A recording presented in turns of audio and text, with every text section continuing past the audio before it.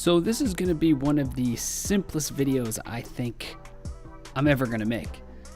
And the thing is, this question gets asked all the time. And that question, very simply put, is why do stocks go down? So let's just get right to it. First of all, the basics of the market are, at the end of the day, it's all about who's buying and who's selling. So you have yourself, you have buyers, we'll put them in green, and we'll put sellers over here in red. And stocks go down when, this is how simple it is, when there are more people selling than buying. It's that simple. Put everything else aside. Why the heck would something drop? It's because more people are selling than buying. Or there's literally no one buying and price is dropping trying to find a buyer.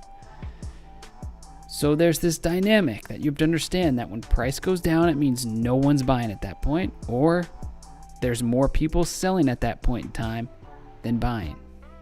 And you don't have to make it any more complicated than that. This diagram, by the way, kind of shows something very simple. It's an uptrend, so when something's trending upward, and it just kind of shows that, there's buyers here, and then every once in a while people take profits and they sell, or people get scared and they sell, or people sell for other reasons. Maybe it's not as good of an asset as it once was, or there's fraud or something else, and it goes down. Sure enough, over time, enough people sell, they get exhausted. Buyers see an opportunity, very patient buyers, they come in, and the cycle repeats. So that's an uptrend, but this same thing can actually happen now in downtrends as well, where we can actually get rid of this for now, and we'll just switch these now to sell, and switch this to sell, and we'll even switch this to sell as well. So the same thing is happening in this chart as well. Something is going down, it goes down, it goes down, it goes down. Enough selling happens that someone jumps in and says, you know what, I think it makes sense to buy here because it's been so oversold. Sure enough, price bounces for a little bit, and then the selling repeats.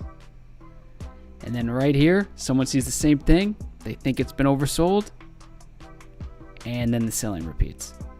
So the basics of this video is just there are more sellers than buyers. You don't have to make it any more complicated than that.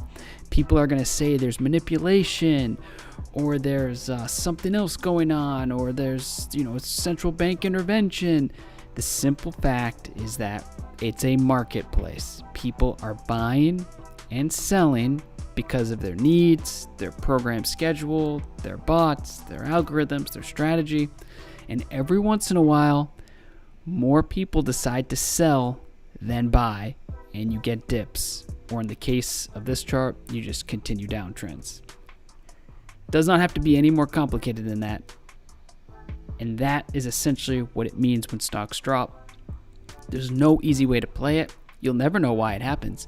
People sell randomly at all times. They sell randomly at all times. And this is just a chart that I'll quickly show here. When you see this chart, there's a lot of randomness on this chart. And you just don't know why people buy, why they wake up one day and buy, or why they wake up one day and sell. You don't know why hedge funds are buying or selling. You don't know why money management funds are buying and selling.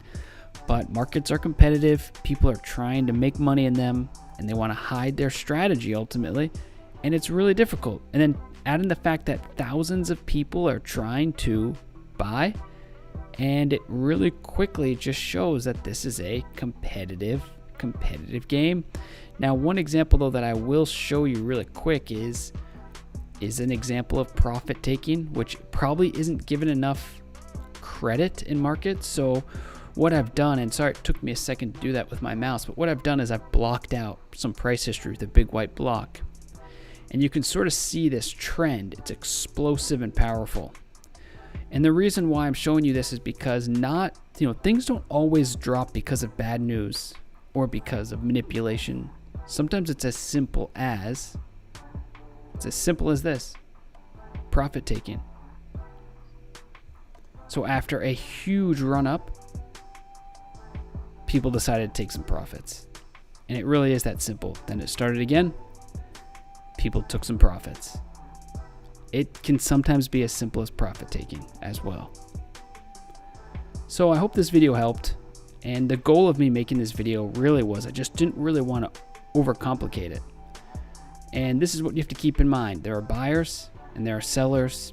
You need to figure out which one you are at any given point in time. And you need to figure out at any point in time when you think there will be more buyers than sellers or more sellers than buyers, and act accordingly. It's not easy. If you knew the answer to that, you'd be a gazillionaire. There's millions of people out there trading in markets. And just to maybe sort of show that as an example, we can just take this little figure here and let's make him a blue figure. This just represents one person. And you can just imagine all these buyers and sellers. What's really important too is you don't know, are they buying on a 1 minute time frame, 2 minute time frame, 1 month time frame, 1 year time frame, 6 year time frame. It's just, you'll just never know. And that's markets in a nutshell and why they're so difficult. But once again, I hope this video helped, because the point of this video is don't have to make it any more complicated. There are no excuses if you're taking losses in the market. It's not because of manipulation or something crazy. There very well could be someone doing some shenanigans or smoke screens or whatever. But they're able to do that most likely because there's just maybe not that many buyers, or there actually are more people selling. But when you have a stock with a lot of buyers, or an asset class with a lot of buyers, it's going to show that in the price. Tesla is one that's really hard to deny. There's a lot of Tesla fans out there, and this chart just shows demand. There's no ifs, ands, or buts about it. There's a lot of people who wanted Tesla stock.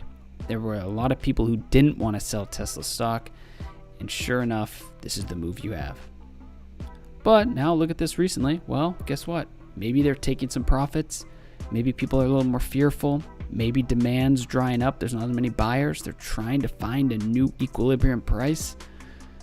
That's the balancing act. Buyers, sellers. Don't make it any more complicated than that. Hope this video helped, and thank you for watching.